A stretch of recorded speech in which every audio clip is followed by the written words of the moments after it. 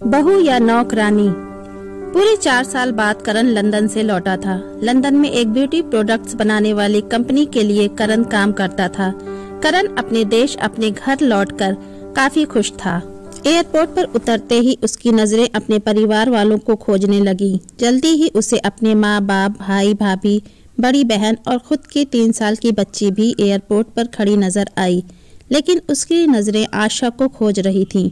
वो सोचने लगा, ये आशा मुझे मिलने क्यों नहीं आई, और ऊपर से उसने हमारी छोटी सी बच्ची को भी यहाँ भेज दिया। करण एयरपोर्ट पर सबसे हंसी खुशी मिला। फिर उसने आशा के बारे में पूछा तो उसकी दीदी बोल पड़ी, भाई वो घर पर ही हैं, तुम्हारे लिए खाना तैयार कर रही हैं। वो तो आज ही तुम्हारे आने की खुशी में काम करने लगी, वरना वो कोई काम करती कहाँ है। करण ने अपनी बेटी को प्यार से उठा लिया, लेकिन उसकी बेटी उसे देखकर रोने लगी। लाओ मुझे दो बच्ची को, वह तुम्हें काफ़ी दिनों बाद देख रही है ना, इसलिए पहचान नहीं पा रही होगी। कहते हुए दीदी ने बच्ची को अपने पास ले लिया। सभी टैक्सी में बैठकर अपने घर की तरफ रवाना हुए। करण अपने परिवार से मिलकर खुश था, लेकिन ये बात कि आशा उसे एयरपोर्ट पर मिलने नहीं आई उसे काफ़ी परेशान कर रही थी। वो सोचने लगा, क्या खाना बनाना इतना ज़्यादा ज़रूरी था, मुझसे मिलने से भी ज़्यादा, और वो भी तब जब मैं 4 साल बाद वापस आया हूँ। इन्हीं ख्यालों में घर का आधा रास्ता बीत गया।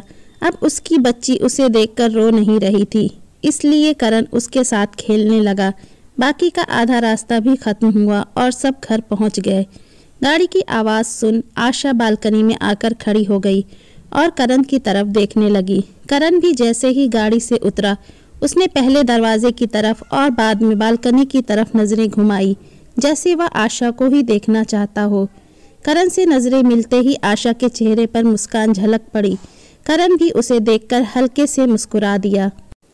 सभी घर के अंदर आए। आशा सबके लिए पानी लेकर आई और सभी को पानी देने के बाद फिर से किचन में चली गई चाय बनाने के लिए। थोड़ी देर तक सभी परिवार वालों से बातें करने के बाद करण आशा को बुलाने लगा। माँ ने उसे बीच में टोकते हुए कहा, रहने दो उसे किचन में, थोड़ा काम कर लेने दो, बाद में अपने आप आ जाएगी। तुम बैठो यहाँ मेरे पास, वैसे भी कहाँ ज़्यादा काम करती है वह। करण यही बात दूसरी बार आशा के बारे में सुन रहा था।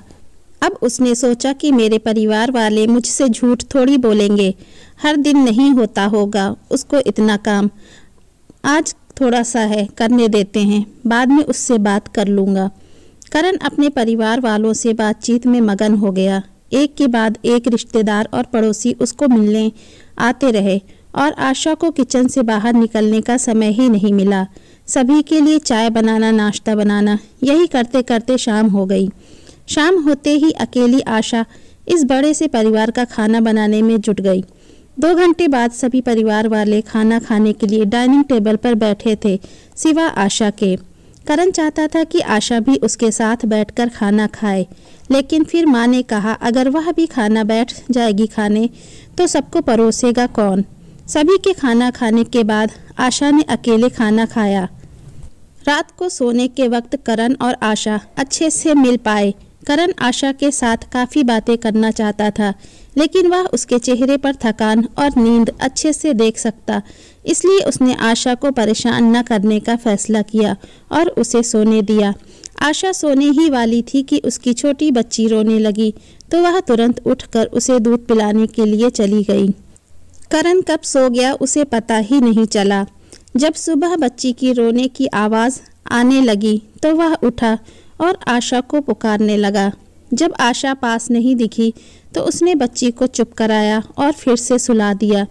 करण बाद में आशा को देखने लगा तो वह उसे फिर से किचन में मिली, जो सुबह सुबह ही जल्दी उठकर घर वालों के चाय नाश्ते की तैयारी में लग गई थी। अब करण सोचने लगा, माँ और दीदी तो कहती थी कि आशा ज़्यादा काम नहीं करती, लेकिन जो मैं देख रहा हूँ वो तो कुछ और ही है। वह अब समझ गया था, पर वो अपनी माँ को ऐसा नहीं बोल सकता था कि आशा से ज़्यादा काम ना कराया करो, इसलिए अब उसने खुद ही आशा की मदद करना शुरू कर दिया था। करण के हाथ बटाने से आशा को थोड़ा अच्छा लगने लगा था। पहले जहाँ उसका चेहरा थकान से उतरा रहता था, अब उस पर थोड़ी थोड़ी चमक आने लगी थी।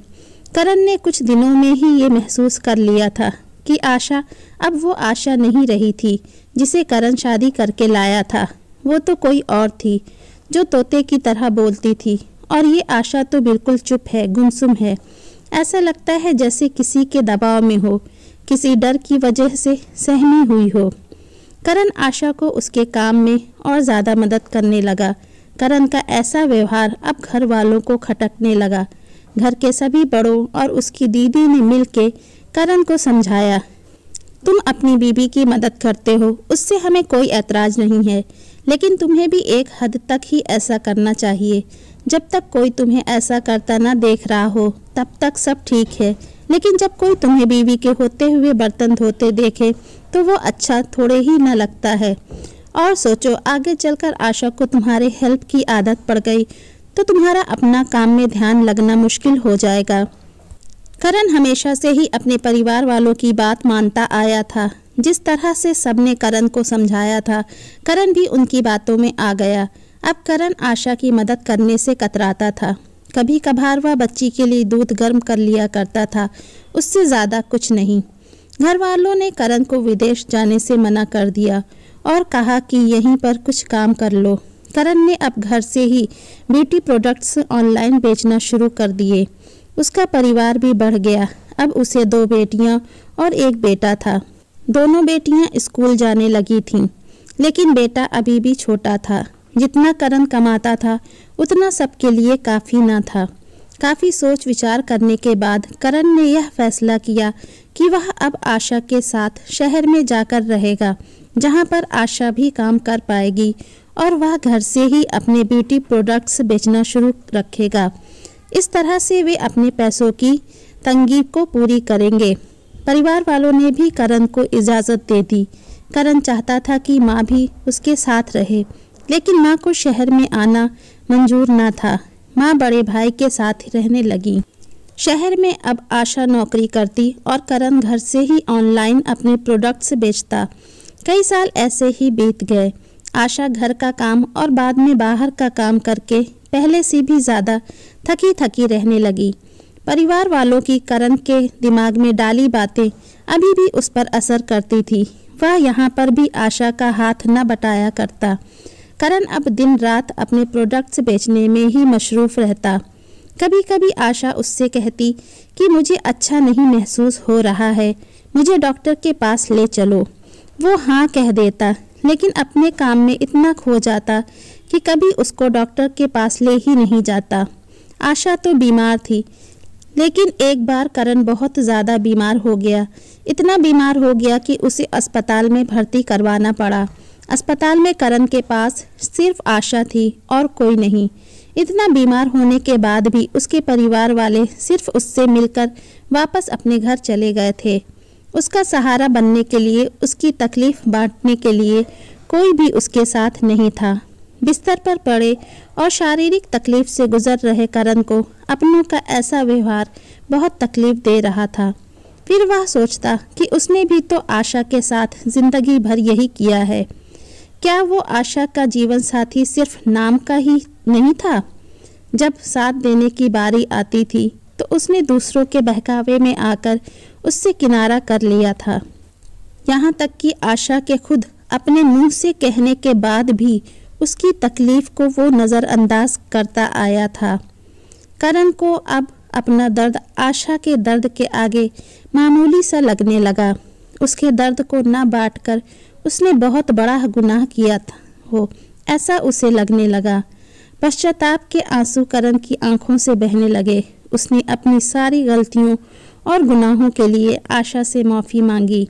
दोस्तों, जीवन साथी का मतलब होता है जीवन के हर उतार चढ़ाव में, जीवन के हर मोड़ में जो साथ दे।